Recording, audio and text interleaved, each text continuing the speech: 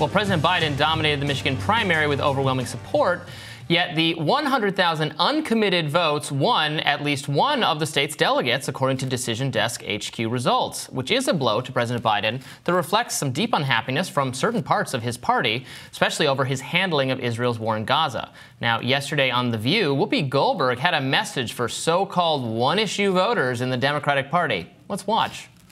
I understand you're upset. We talked about this yesterday. I understand you're upset.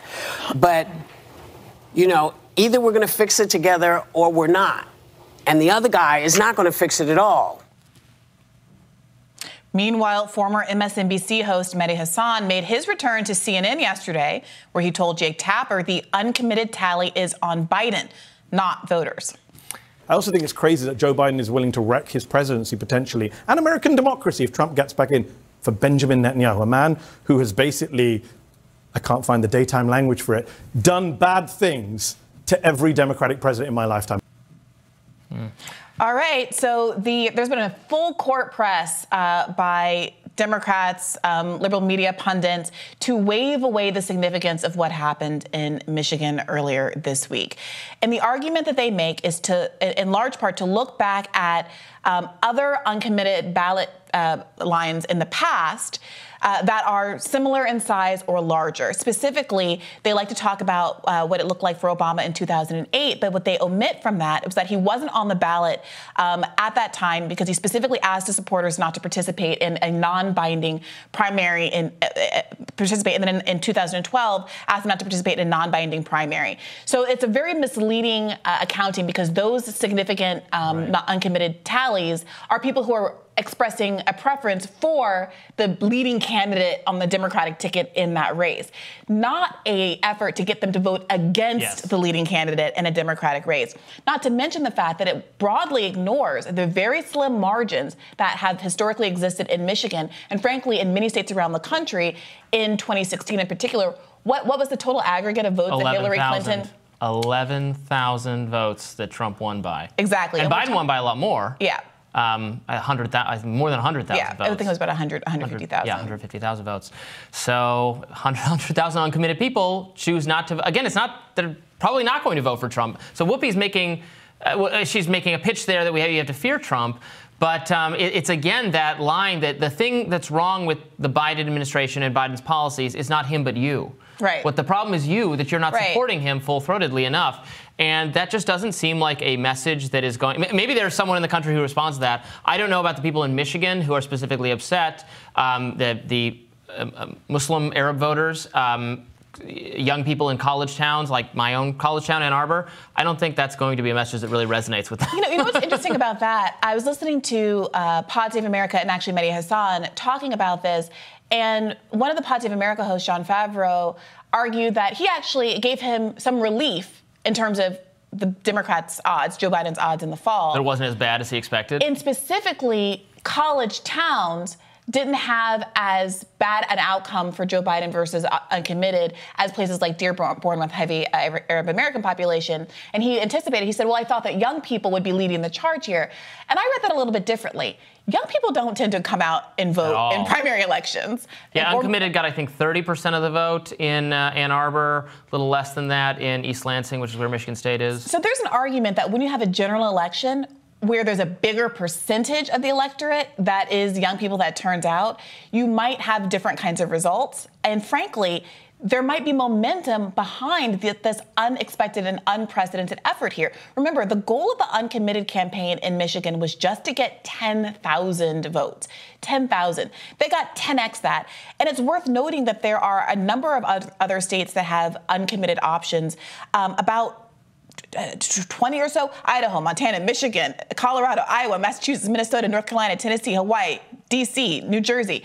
There are a lot of opportunities for people to come out and say, okay, you didn't think that was significant this time? Well, you think it's significant if we continue to replicate these results all across the country, including in other states that are sensitive for Democrats, must-win states where they have very narrow margins. Yeah. I know. It is something. I mean, it's something that Michael LaRosa, who is a former Biden staff member, comms person for both the president and the first lady, conceded yesterday that he is concerned about this, that he doesn't understand the media strategy behind the Biden campaign, that keeping the press at bay is clearly not working. It's allowing everyone to speculate somewhat based on what they see in these brief press conferences he does, the anecdotes he tells, where the concerns about his cognitive impairment come through. It could be in an interview that he does even worse. But at this point, you got to try something because the polls just show him losing. So why he has decided on this strategy, maybe because it sort of worked last time during COVID to hide in the basement and let Trump just seem to many people, including, frankly, Republicans, that he was not handling COVID well and that he was kind of careening wildly from one agenda to the next, or had even turned the whole thing over to advisors who Republicans increasingly didn't think very highly of. Whatever went wrong for the Trump campaign, it was more about his flaws or his failures toward the end of his presidency than about anything affirmatively Biden was doing. Sure. Biden just kind of suggested, don't look, if you vote for me, it'll be normal again. Right. And that worked. It did work, but also remember the narrative about Biden being in the basement? It wasn't exactly the same as the narrative that's happening right now. Remember, at the time, the concern was because he was an older person and he was vulnerable to COVID. Die. Yeah. Not that he was kind of inherently frail or that there were these cognitive concerns that have emerged now. No, he was he's an at-risk age group for COVID, even for healthy people at that age. Yeah. And he's a very different person than he was in 2020. There, of course, were these moments where people questioned his mental fitness, most notably at that one debate where Castro called him out on it. Yeah. But generally speaking, it was nothing like what we're seeing right now. And that on top of the news that there was a choice not to do the cognitive fitness exam in this most recent health test. That sparked a whole another cycle of articles and speculation about why Edward Snowden pointed that out on Twitter, I saw. Exactly. So this situation, the implication, whether or not you think it's fair, isn't going away for Joe Biden.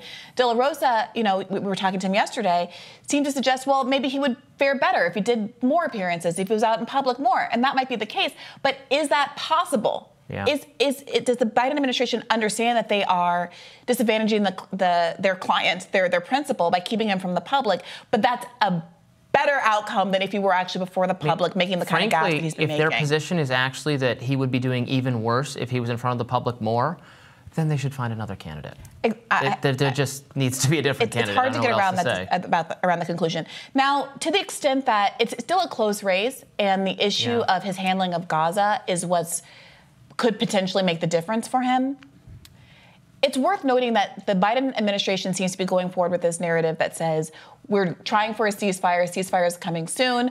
Obviously, we saw him float that in advance of the Michigan election date. Totally contrary to what both Israel and Hamas actually said about it. And his spokespeople have had to walk that back a little bit. But fundamentally, even without that little bit of chicanery that we saw this week, the United States has vetoed ceasefire resolutions before the UN 3 times now, on 3 separate occasions. So even though there are these media cycles where the claim is made, and there was one just yesterday, the claim is made that it's because of Hamas that there can't be a ceasefire. What should be made really clear to the public is what Palestinians want, what Hamas wants is a permanent ceasefire. Otherwise, there's no guarantee that the bombardments won't stop and that they won't be ethnically cleansed, regardless if they hand over all the hostages. And so what they need is some guarantee. All ceasefire deals are going to not be successful if Israel won't accept the idea that there has to be a permanent ceasefire at some point and that they're not going to get territorial control of Gaza. As long as that is the explicit or tacit ambition, we're not going to have a ceasefire. And that's a very bad situation for Joe Biden to be in from a political perspective, not to mention the moral implications. More Rising right after this.